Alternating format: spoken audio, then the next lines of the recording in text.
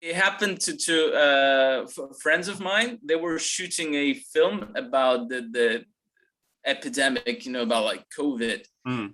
They've been shooting it like a year ago. Mm-hmm. And there are some pictures when, they put like blood and makeup on actors. Mm-hmm. And Russian propaganda, they used those stills to say that, it's Ukrainians making up fake news.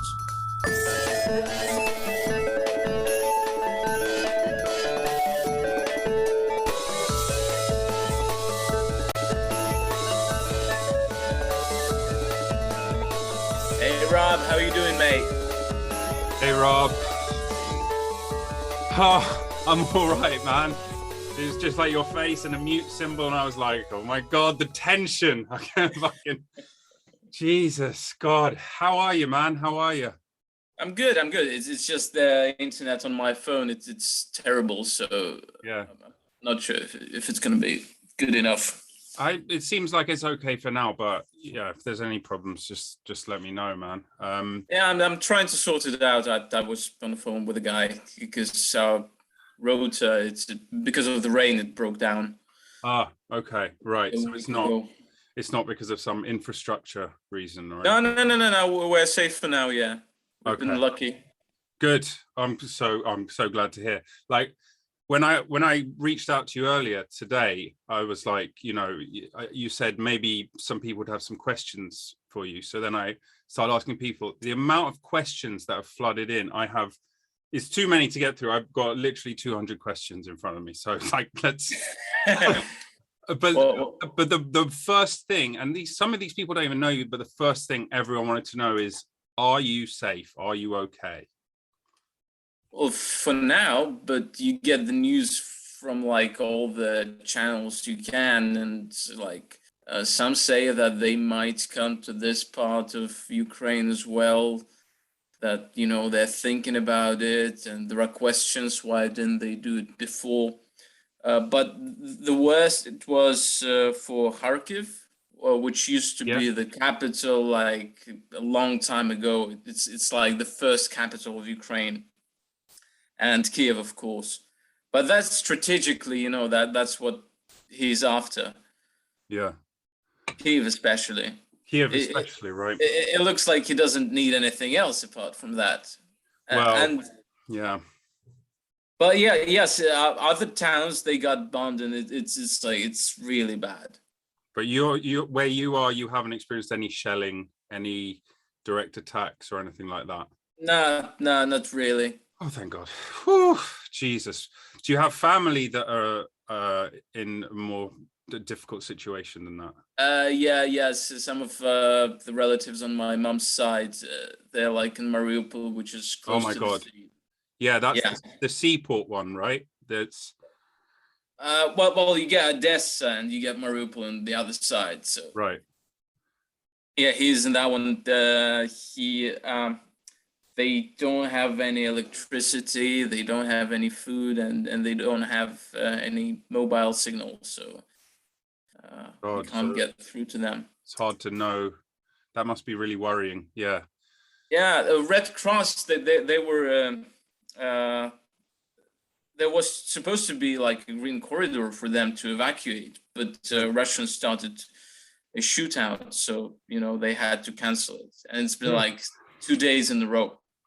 Yeah, so this was one of the things I was going to ask you about, because I've seen that coverage here as well, and I've also done a little bit of like Googling onto like Russian coverage of this, and they're telling a completely different story. I was wondering. Just a sec. Yeah, of course.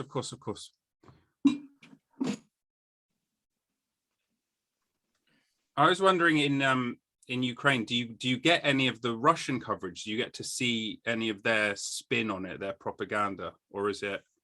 I looked through some of it just to know what like their side of the story. Yeah, it's completely different. There's like so much fake information, and they've been prepping this, what they call like an operation for to save poor Ukrainians. You know, how many did you save? Unbelievable. Can you? I mean, does anyone even believe it? I don't know. They do. Apparently, his the amount of people that support him, it went up. So he has like 71% of population supporting him. God. And it's the war of information as well, because, you know, like even some of the people I know, and I thought that, you know, like they do have some brain cells, you know, in their head, but it turns out they don't. And it's really hard to get through to them. Yeah. I don't think it's even possible. I mean, if they've been spending all their like hours just being like essentially brainwashing themselves, it's quite difficult to change that narrative in someone's head, isn't it? Yeah. So some of them, they think that, you know, the like what we see, you know, what we experience, that it's all like fake footage, you know, like it's all editing, montage. Yeah. And of course, there is some misinformation out there. There are people like posting, you know, videos from other wars or photos from other conflicts, which of course muddies the water. But it happened to friends of mine. They were shooting a film about the epidemic, you know, about like COVID. They've been shooting it like a year ago. And there are some pictures when, you know, they put like blood and makeup on actors. And Russian propaganda, they used those stills to say that, you know, it's Ukrainians making up fake news. God. Yeah. And like so some of the foreign newspapers, they were trying to get confirmation, and the guy who took those stills, he was like, we were making a film. It's nothing like that. It's yeah, it was like a year ago. Yeah, but it's just, they'll just use any, like you said, it's a war of information. They'll use any kind of ammunition that yeah, and it could be even bigger than the actual, well, it's not bigger than the actual war, but it could be as big, because, you know, they're losing the war. You know, the physical war, they're losing it, so they're trying to put as much pressure on the internet as well. So you think, so I've read lots of different narratives, so I'd be really interested, and lots of people want to know this. Lots of people want to know lots of stuff, obviously, but one of the main things people asked was, like, what do you think will happen? Do you think they will achieve their aim of capturing Kiev and overtaking Ukraine, installing a puppet government? Or do you think it looks like the resolve and the fight back and your amazing leader are putting on a real fight, and the Ukrainian spirit doesn't look like it's about to be crushed anytime soon? But, you know, from thousands of miles away, it's much harder to know. What do you think? I think we surprised ourselves a lot, like our people, because there's been a lot said that back in 2014, when the war started in the east, with Crimea, before Crimea, with Donbass, with Donetsk, Lugansk, yeah, those regions. Yeah. If they would try to do that back then maybe they would succeed, because, you know, people went ready. Ukrainians were still looking for their identification. A lot of things that we haven't noticed have happened. I mean, both culturally and, you know, we as society, we have changed, we have grown.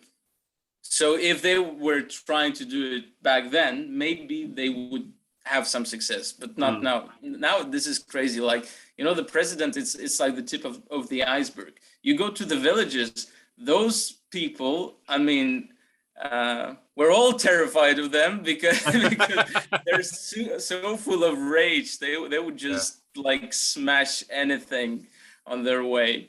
Yeah. So don't fuck with them. Did you see the guy who was smoking, and he found a mine and he took it in his hands and he was just like throwing it away? we have our local gypsies who steal tanks, you know, on tractors. They come with a tractor and they just steal a tank. Wow. A Russian tank, yeah. We had some guys, we have some chavs in Kiev, and when one of the war machines from Russia came in, they just stole it. They just nicked it. They just nicked it. Wait, mate, give me a tank.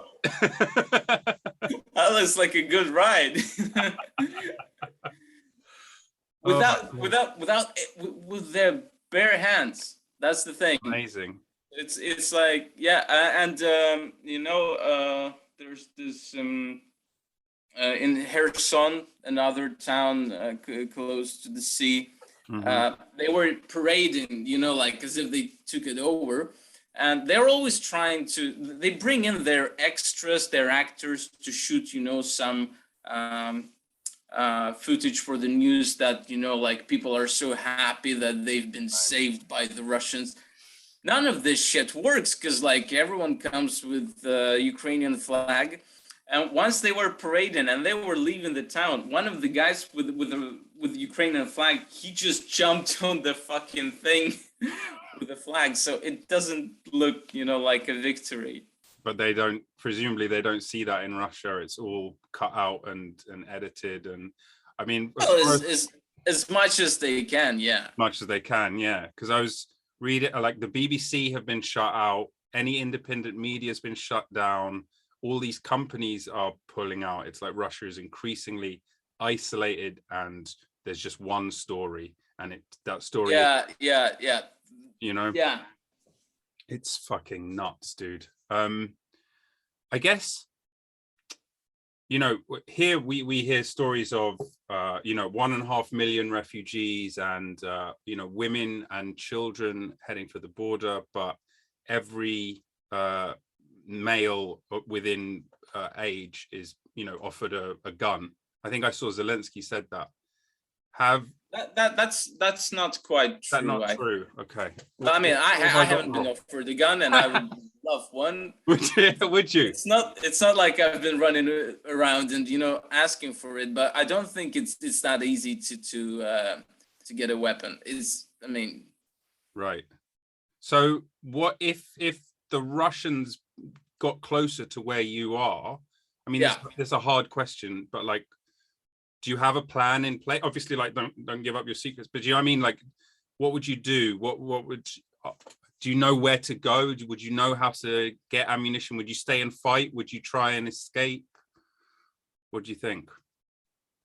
Well, we will definitely, to take all the women and children closer to the border. And I think that was the right decision not to let men leave the country. I think that's good. Yeah, I mean, I've seen pictures of very old men with big guns, and it makes you, it's such a mix of emotions, because you're like, yes, fuck you, Russia, but also it's like, oh my God, it's tragic. This poor old bastard, he doesn't want to be picking up an AK. He's retired. He's trying to live out the best of his last years. I think, people here, it's like, their spirit is so much up, they're like, well, if you have to fight, you fight. What else can you do? Right. Some of that kind of like, what do they call it? Spirit of the Blitz. Like there's more like community because things feel under threat the whole time, I guess. Oh yeah, absolutely. And everyone is trying to help each other, which is absolutely great. And, I don't think we've ever experienced that closure before. At the same time, there are very rare occasions of somebody trying, to use the situation to their advantage. What do you mean? To run some business on, buying ammunition or, weapons. So they put like a bigger price tag or some things like that. But I mean, that's, that might happen anyway. Right. Anywhere, anytime, there's always going to be. Yeah. I mean, but it's a minority, like we can handle it quite easily. Overall, the spirit is up. Everyone is very charged, and everyone is very angry. And the anger, where is that? Where do you feel? I know you can only speak for yourself, but you can also sort of take the mood of the people around you and the nation at large. Is the anger directed at Putin? Is it the Russian army? Is it the Russian people? Is it partly, you know, the West who haven't provided troops, or is it lots of things? Where do you feel it's a mixture of many things, because there were like a lot of demands on closing the sky, and that hasn't happened.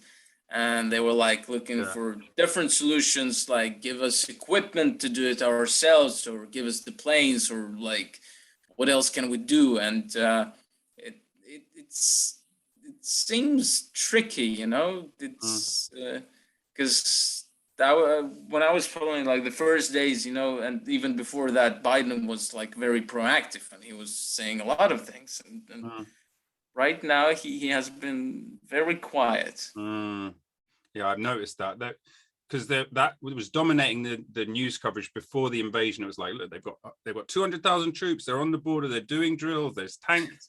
All of this. It's like, okay, so everyone knows. Yeah.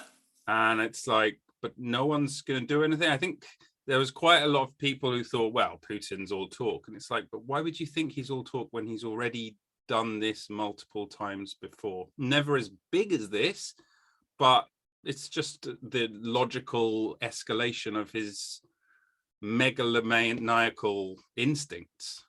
That's what makes his argument ridiculous, because first of all, we don't have any Nazis. We don't have.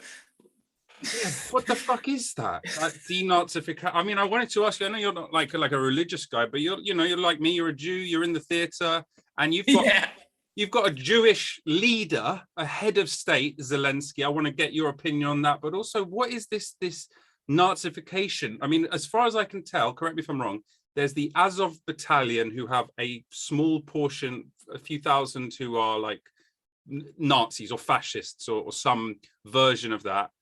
And that seems to be it. And that is being used as the pretext for the denazification, quote unquote. What do you think? Well, I don't think they're as even radical as they're described. Right. And it's like, because they were trying to get seats in the parliament, and I think they didn't score even, like they got like 1% or like something around that. So like, there's none of them in the government. Right. Yeah. This is the fairy tale that, you know, Russian propaganda. Because I've been following like some of the stuff that they were like trying to say 24/7, you know, but it's just the story they made up, and it has like no foundation, but they've been doing it for so long. Right. I think somebody's described it before, like the next Nazi regime, it will say that they're anti-Nazi. So he was trying to make this, you know, to make up the other side of the argument. So do you think it's that thing of, if you tell a lie enough times, it starts to sound like the truth to the people who are listening? Well, for them, obviously, yeah. And they've been doing it for so long. I mean, it's like, it's not like they've done it in a day. They've been doing it for a very long time. And like, yeah, I mean, like, everyone underestimates it as a threat. Yeah. Because everyone was like, this is bullshit. Nobody's going to believe that. But they've been repeating the same thing for 20 years, or however many years he's in power. I think it's about 20. 22 years he's been the president. There we go. And obviously the anti-Semitism goes back a lot longer than that. That's the Protocols of the Elders of Zion that came out of Russia. So it's obviously part of the narrative. Well, what do you speaking of Zelensky, what do you think has made him so effective? Is he effective in the West, at least in England, and from what I'm seeing around the world? People are saying like they'll be building statues of this guy, and you know, he's etc. etc. I don't know, what's your take on that? You know, he's also an actor, isn't he? He's a performer. What do you think? that's a funny thing, because personally, I didn't vote for him. My parents did. And they Right. were like, no, no, no, you'll see. And Mm. throughout like his presidency, uh, you couldn't even watch it on the telly, like every speech he was doing, it was not really convincing. He was demonstrating, was he? He needed a week at drama center to get that out of him. Well, it's not even that. He just sounded, like he's less sophisticated than I thought he is. Ah, right. Okay. Yeah. And that kind of made us worry a bit, and we would make a lot of jokes, even like in our shows that we were doing. We would just, we would make jokes about him all the time. Then the first speech that really shocked a lot of people was like at the Munich conference. Mm. When he described, and it was like a completely different person. It's as if, he was training with some SWAT team for 2 years, secretly, and nobody knew that.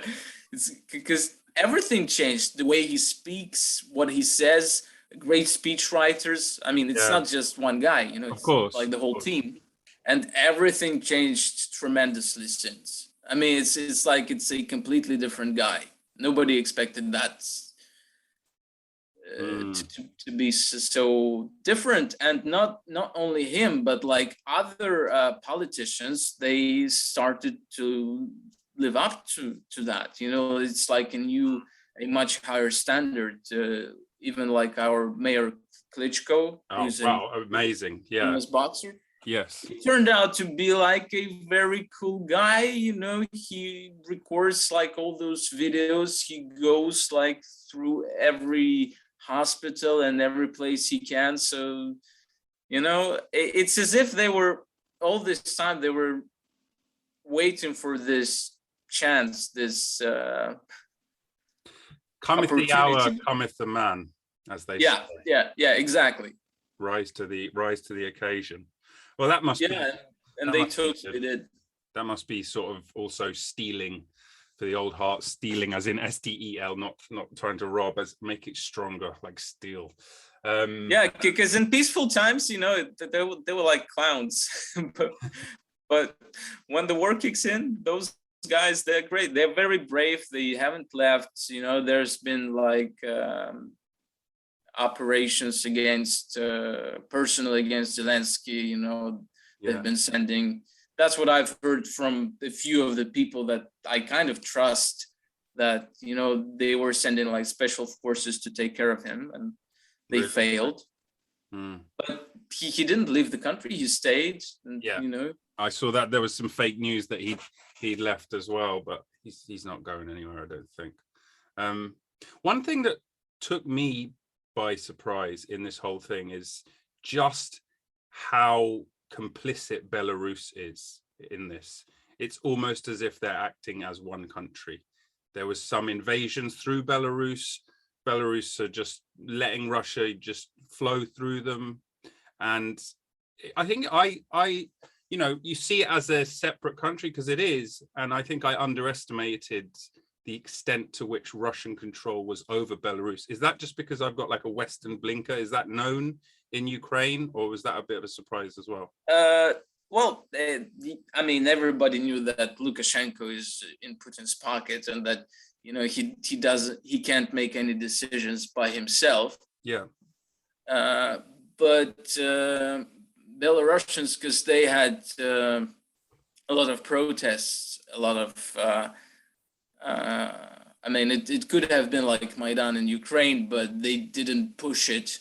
That they were too soft on their government. But some of them, so some of the soldiers, they refused to take part in it. Sometimes we get some information from them about like what's gonna happen. So interesting. Yeah. What about Sorry.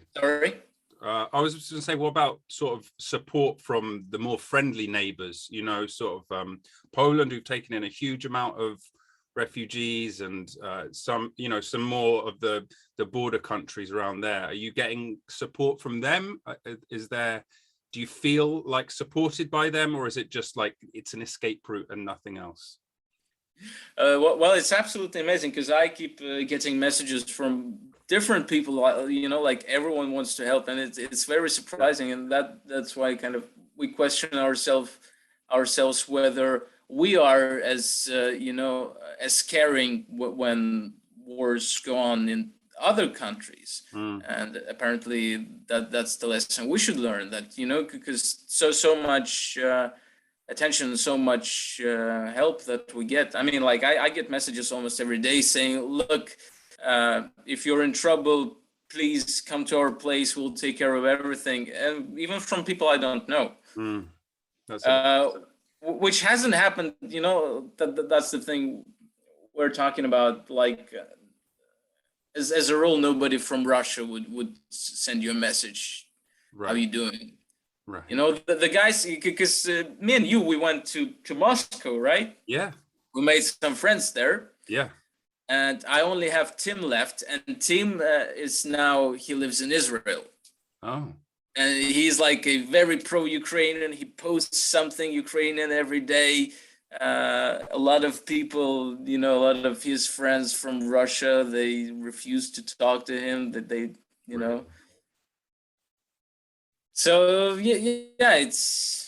But yeah, the amount of help we get, and so sometimes, you know, we even get jealous because, like, you know, people who left for like Poland, Germany, France. We got a sweet letter from a French production company that was shooting a TV series here. They were like, listen, guys, if you need any help, accommodation, if you need like any tickets, anything, we'll help. So that's very sweet and unexpected. It's interesting. I've been thinking about that as well, because obviously there's, like you said, there are wars right now all around the world. I just heard there's been a strike in Yemen. Something like 30 jet fighters attacked a civilian place, you know, Saudi jets.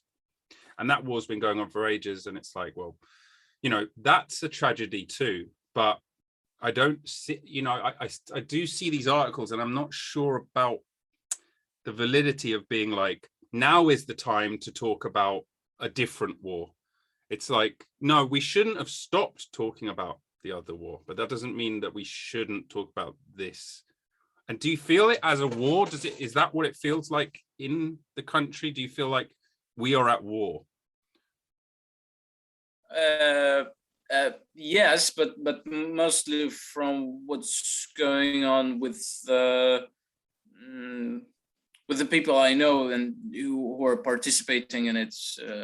You know, who have like a closer contact. Who've taken up. I've been yeah, we've been very lucky and safe for now.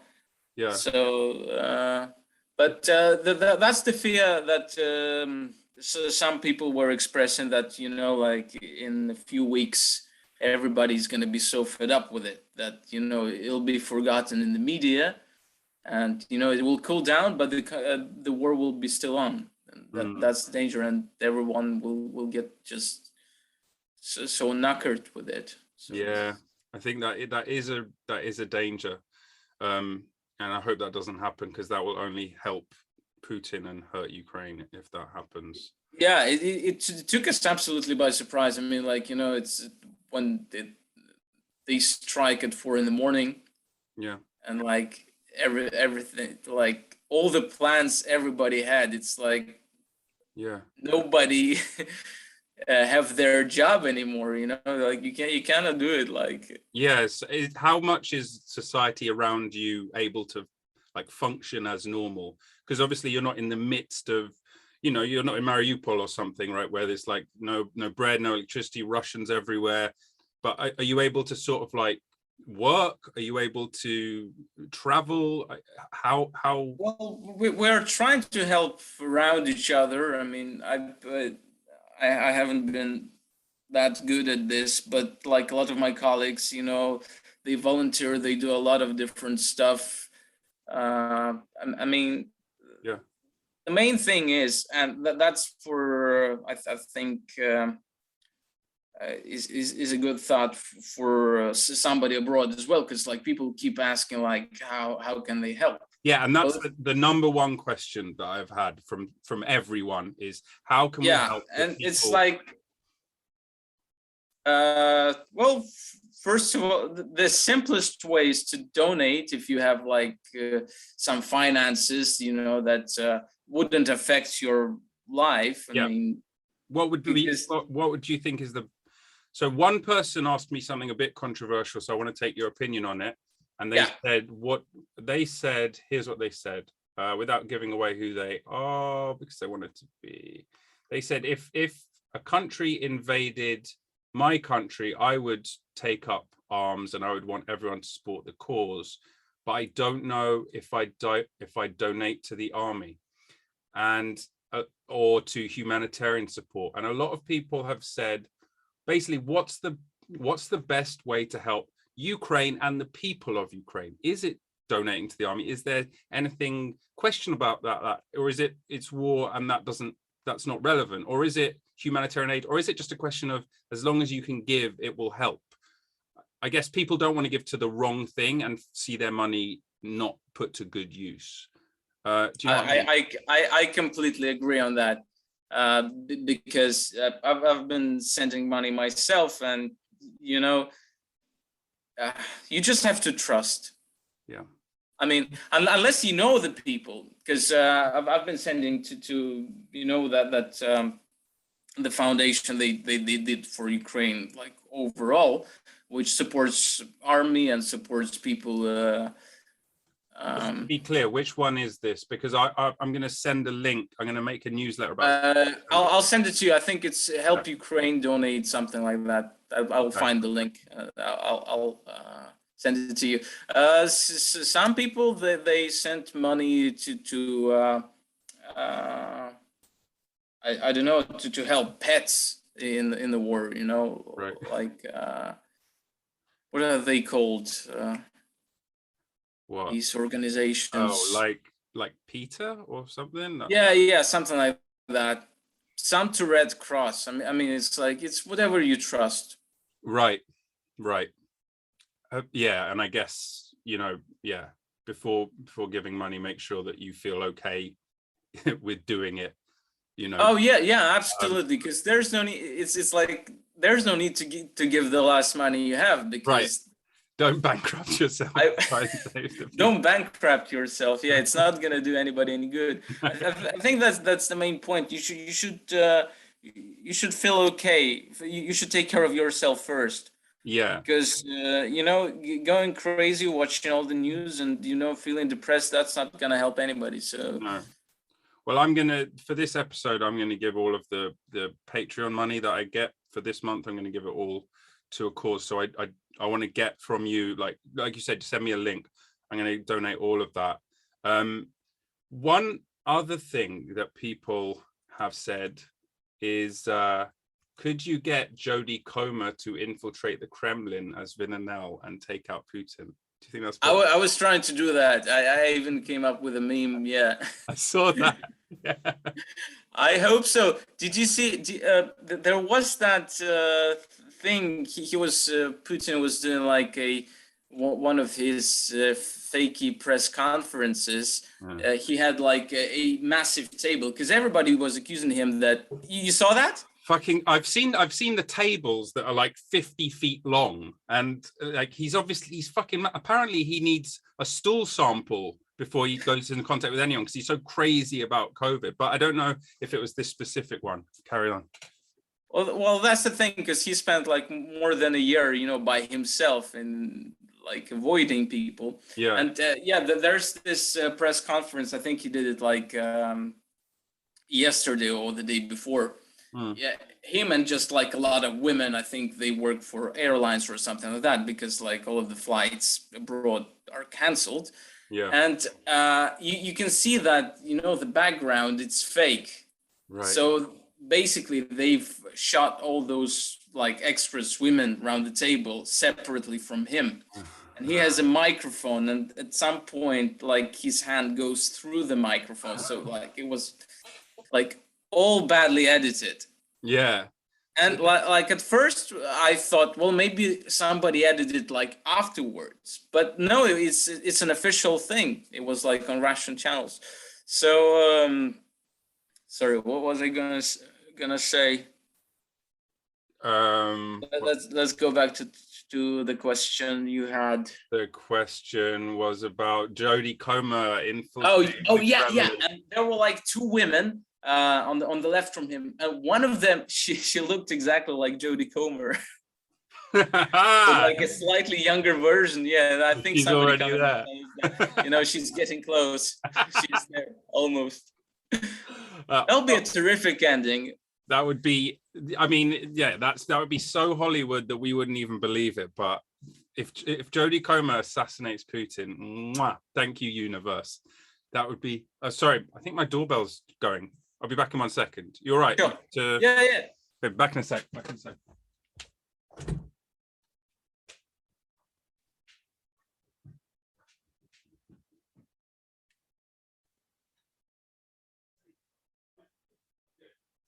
I'm just talking with my friend. He's in. So just talk.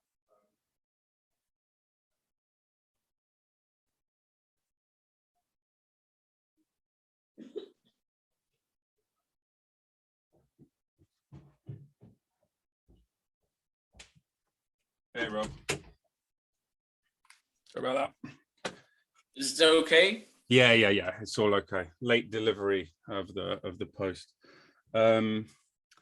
Chris Burke's had like a bunch of questions for you, like loads and loads of questions. He might even know more answers than I do because he's so into politics. He's so good at this. He wants to know if he stays, will he be involved in the resistance? If I stay? Yeah. Oh, well, I guess at some point I'll have to. Yeah. Do you see it?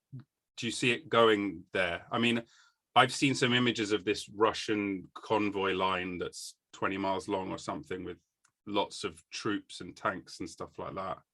Oh shit, it's good I haven't seen it. I think, for all I know, that could be fake news, but that's what I've heard.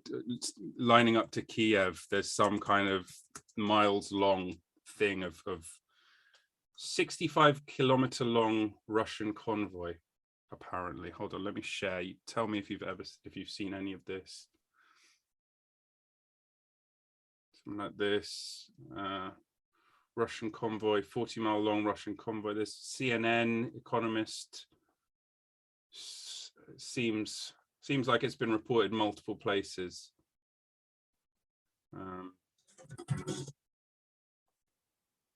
Hard to. Yeah, so some of this, there you go, you can see some images of it. Apparently to the north of Kiev. Okay. Well, a lot of their convoys were destroyed by, our air forces. Mm.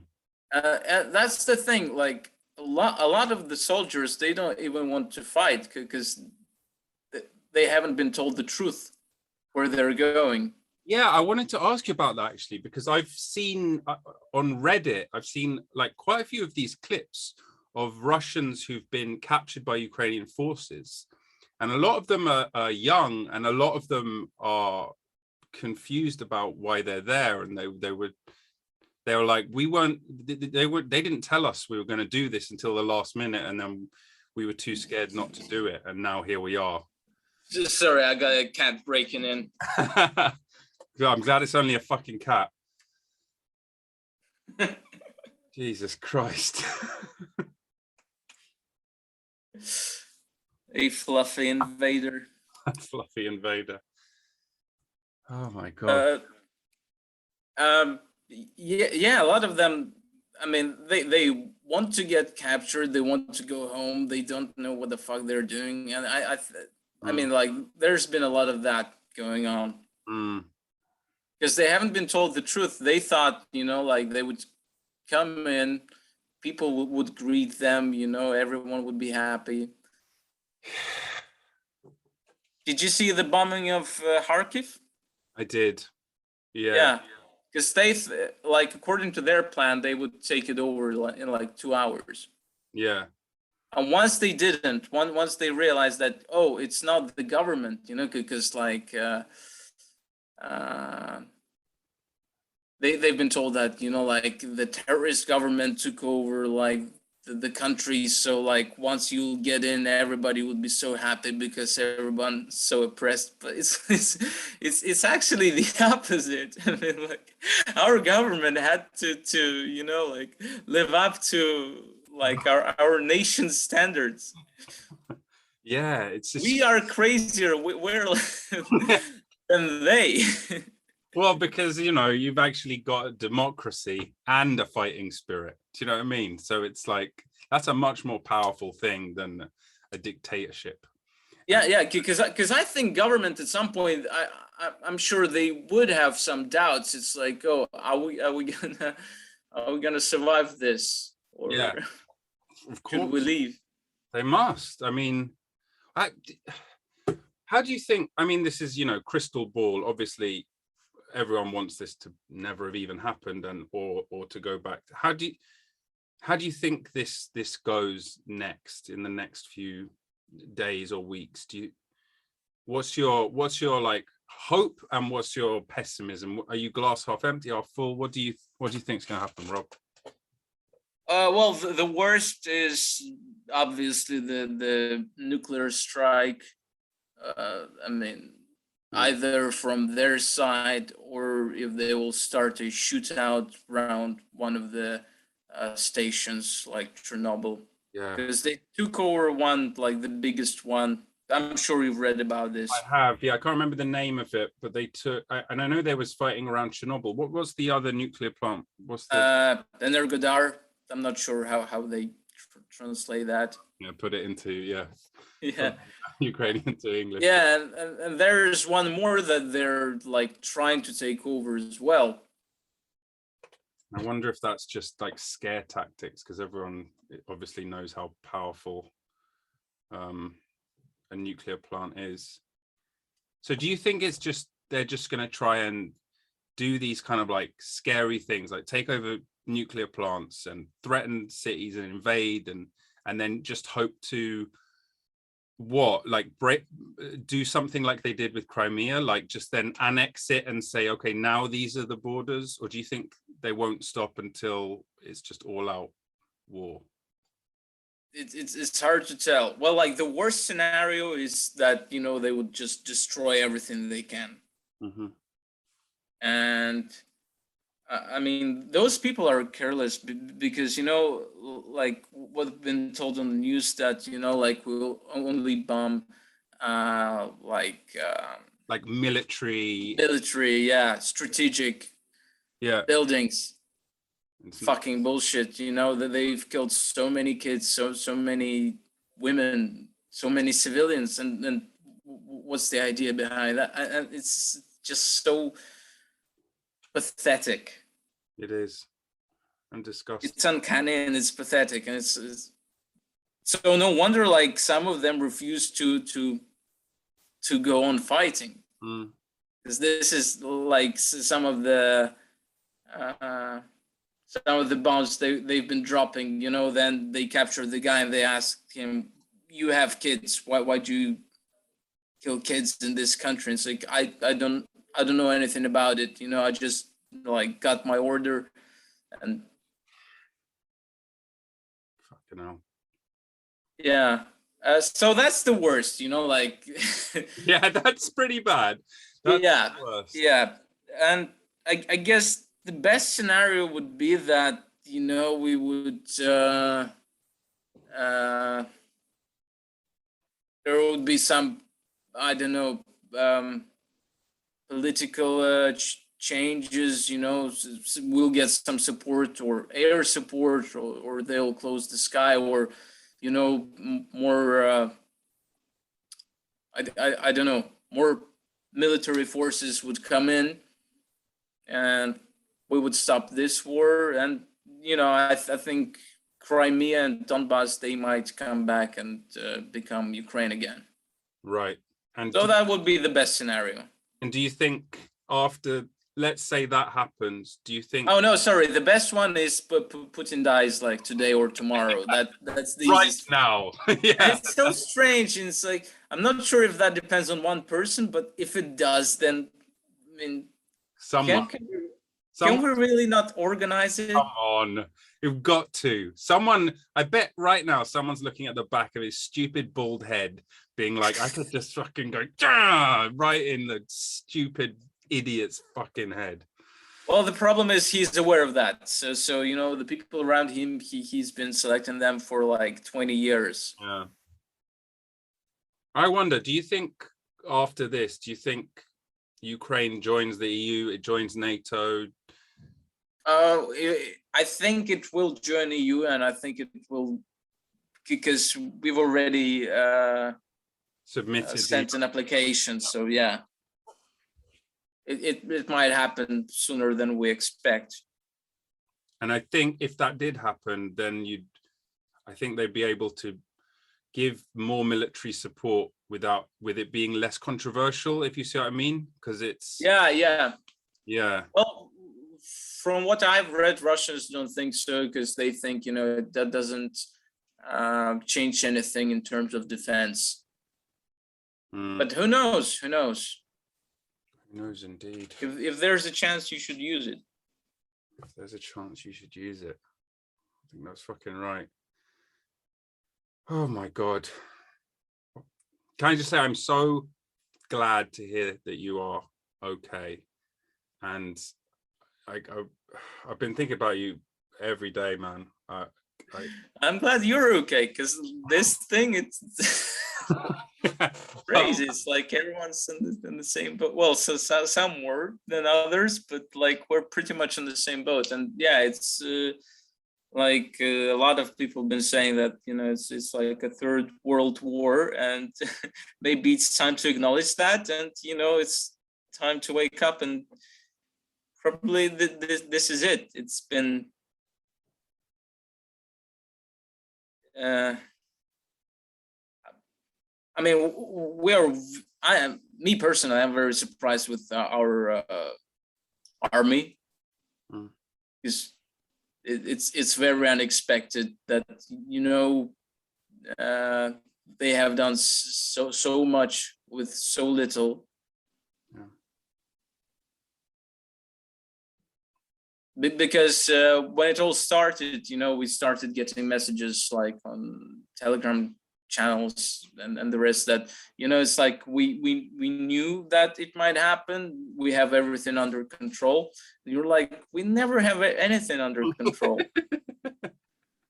And maybe it didn't all go like according to the plan, but more or less it has been under control as much as it could have been, because nobody expects that your enemy would be so pathetic and so sly.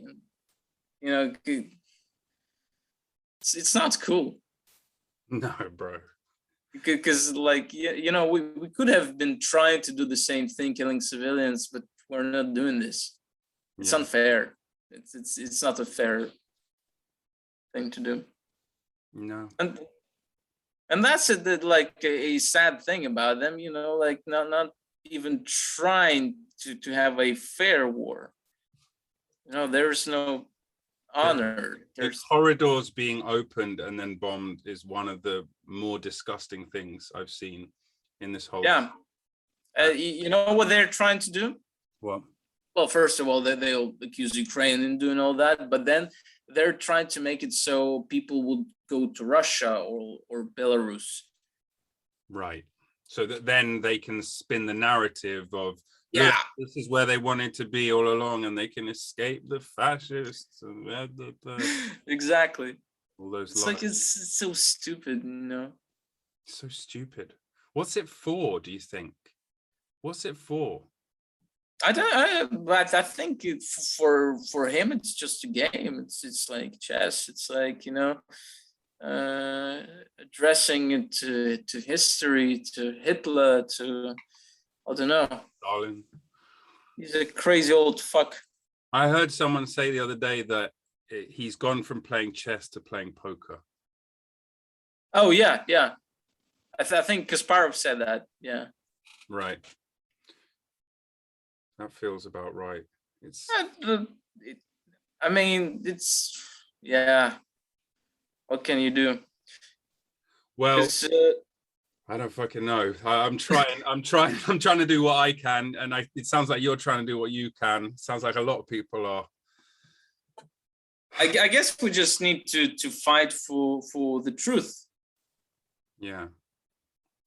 Well, it sounds banal, but you know, some people, they get better at this. I've heard like someone from Ukraine. He has a grandmother in Russia. She wouldn't believe him, and like for 6 years they had those arguments about like Putin being a bad guy, and now now she gets it.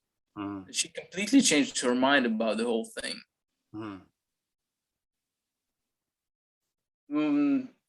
Yes, so some of the people in here, they've changed their minds. So I guess that's the only thing we kind of can do, which is like, the plan I have, because I was thinking like, well, I mean, obviously, like all of us, we might know some Russians. So how the fuck do we deal with them now? Because it's like, for myself, I define three types of Russians. Okay. The ones who support this whole fucking thing. I think they just should be sent home and they should spend the rest of their lives in Russia. I think they should be put to shame. I think it's almost impossible to negotiate with them. So, it's terrorism, like the guy took over a country and made all this shit happen. So I guess there's, like, you shouldn't go soft on them. No, it's not gonna work. Remember how we almost got in a fight in Moscow? Just one. Yeah. A few different, for sure. Now I regret not going all the way. We should have gone all in. Wait, so who are the two other types? So you've got the brain one. There's nothing you can do about them. If they, they disrespect you. If they're in UK, they look at you from above as if they're some fucking great nation, which they're not. They're kind of in the peaceful time, they're the same as everybody else. Right now, they're the aggressor. So those are, it's war times. It's different. Different rules have to apply, unfortunately. Yeah. So if they look at you from above, they either don't speak to them or get them a ticket to go to no, don't even get them a ticket. They can fucking swim. swim fucking back to their country. If they love it so much, well, let them stay the rest of their lives there. Yeah. Because it's, I mean, it's so patronizing and stupid that like all the Russian government, their children, they're like they were in US or London. Yeah. Instead of saying, if you're building your country, maybe your kids should stay there as well. Maybe you will try harder. So yeah, there's that. I think it's hard to negotiate with them. Yeah. And those guys, they just, all they respect is force. So maybe force should be applied to them. That's their language. Psychologically. Yeah. You get the people who like they can't make up their mind. They don't know. They're not sure. Well, those are the people who they have to pick sides. It's nonsense. You have to this is not that case, you know. It's not art. It's not subjective. Right. And it's not something that you can just sort of be like, I'll get to it. You know, maybe 4 years later, I'll look back and decide who it's. No. Not really, not really. Maybe they should also go back, you know. Maybe it will be better for them to think this thing over in Russia as well. Think it over without having a gun in your hands, maybe. Or maybe, you know, have some isolation, because, you know, it's I think it's bad for people not to be proactive. Yeah. I mean, like, if you don't make any decision, I mean, like, some things you have to know the answers to. You have to have an opinion. Otherwise, I think it's bad for your character. Yeah. And you know, you become nothing. You know, you can be manipulated. Yeah, you become a hollow shell for someone else's ideas to fill. Yeah. Well, you're not against it, so we take it as a yes. Right. Maybe in you know, if they're indecisive, to take them to protest, take them with you, to affect them with you know, with ideas, with openness, kindness, and logic and facts and truth. Yeah. Maybe they don't get enough love, you know. Maybe they don't know how to give love. Maybe because there are so many great things to create and to build. So maybe you should drag them into all that, because otherwise, if you leave them indecisive, then, you know, that they could be affected by propaganda. So that's kind of not the good thing either. So there's no right or wrong, you know. It's like, it's a very individual thing. But yeah, some of them you just have to bring them with you to protest or whatever. Give them a petition to sign. Yeah, make them, or just to look at it. Yeah. And talk to them. Those are the people you can talk to, actually. Yeah. And, you know, they're open to reason. Yeah.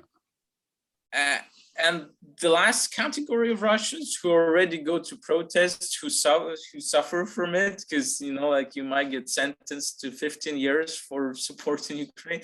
Yeah. Those are the people you go to drink with. Those people you can cheers with them. Those are the guys you can trust. Yeah. Yeah. Well, hopefully there's more of those in the world than of the others.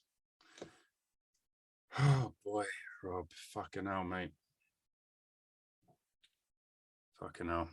Quite a thing. Just to think we spoke just what, a month ago or something, and yeah, very different world.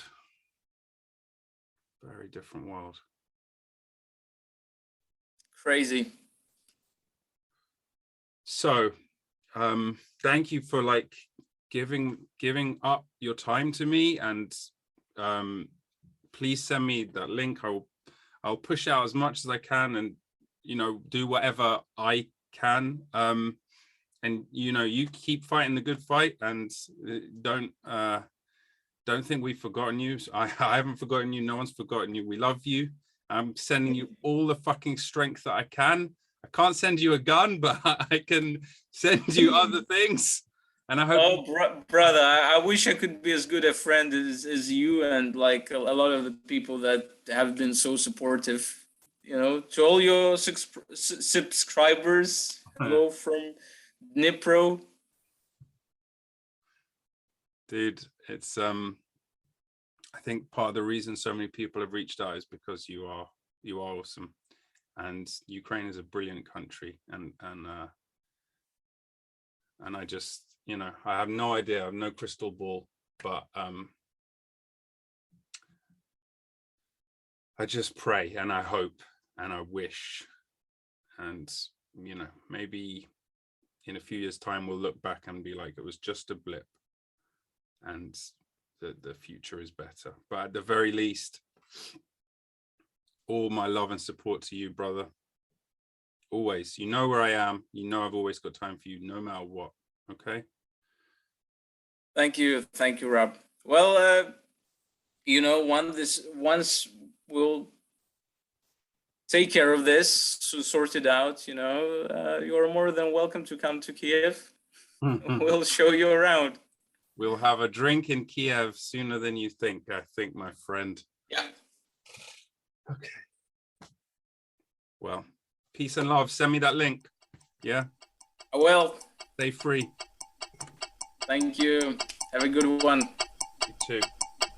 Adios. Bye.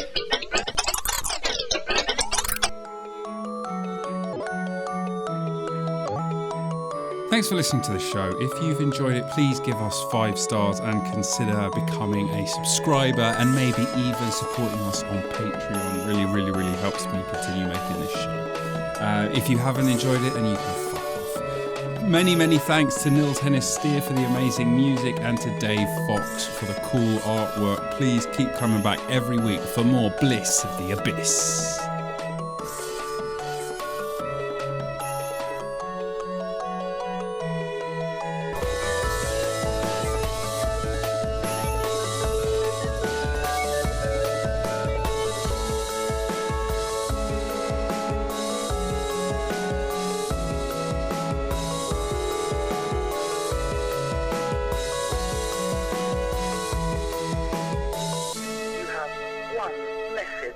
Message 1.